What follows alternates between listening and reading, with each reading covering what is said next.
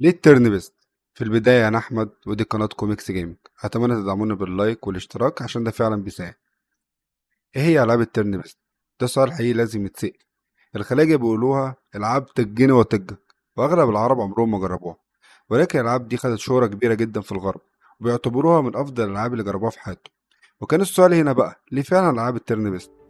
أنا برضو كنت واحد من الناس دي، وفي صديق ليا قال لي جرب لعبة ميتافور فانتازيو. قلت له إيه ده؟ لعبة كرتونية بستايل أنمي؟ بس فعلا سمعت كلامه وجربت اللعب، ولكن يا راجل والله مستوى مبهر من القصة.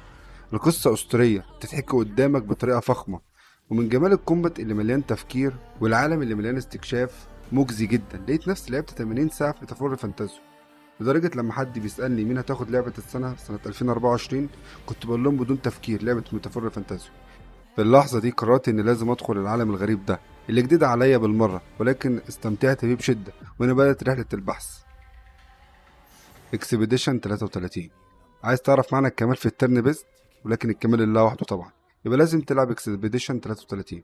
اللعبة تجربة غامرة بتشدك من بدايتها، من أول القصة الغريبة اللي بتحكي عن لعنة بتصيب البشر لما ما يقدروش يعيشوا أكتر من 33 سنة، وفي بعثة بتسافر أرض غريبة مليانة وحوش وأسرار غريبة عن البعثات التانية اللي سبقتك عشان توقف اللعنة دي. القصة لوحدها تجبرك تكمل اللعبة، فما بالك لما مدعوم بجيم بلاي قوي معتمد على التفكير بشكل تام وسرعة اتخاذ القرارات. واللعبه دي من اوائل العاب التيرن بيست اللي ادخلت البري والصد ودمجتهم في الجيم بلاي التيرن بيست بشكل ما يخربش عليك التجربه، وفي نفس الوقت تستمتع بيه. وصولا لعالم الخط الجميل المثير للعين والاستكشاف، والحد الجرافيك الجبار اللي كان من احد نقاط قوه اللعبه، وانها تتشاف وتحقق كل المبيعات المهوله دي. الجميل في لعبه اكسبيديشن 33 انها دخلت الناس لعالم التيرن بيست المهجور من سنين.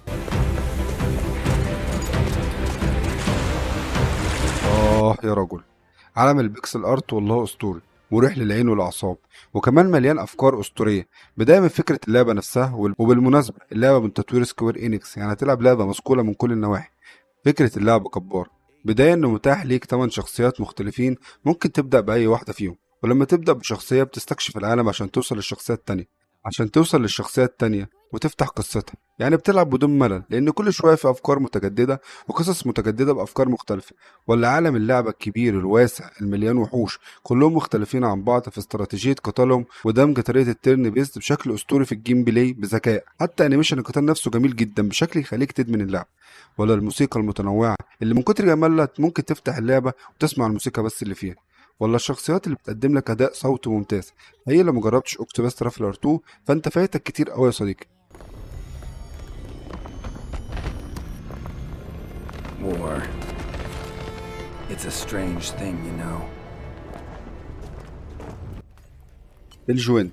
الجوينت لعبة ظهرت لأول مرة كميني جيم داخل لعبة ذا ويتشر 3، واللعبة عجبت اللاعبين جدا لدرجة إن سيدي بروجيكت ريد عملت لعبة منفصلة للجوينت وسميتها ثرون بريكر. طب إيه هي لعبة الجوينت؟ بكل بساطة هي لعبة كروت تيرن بيست برضه.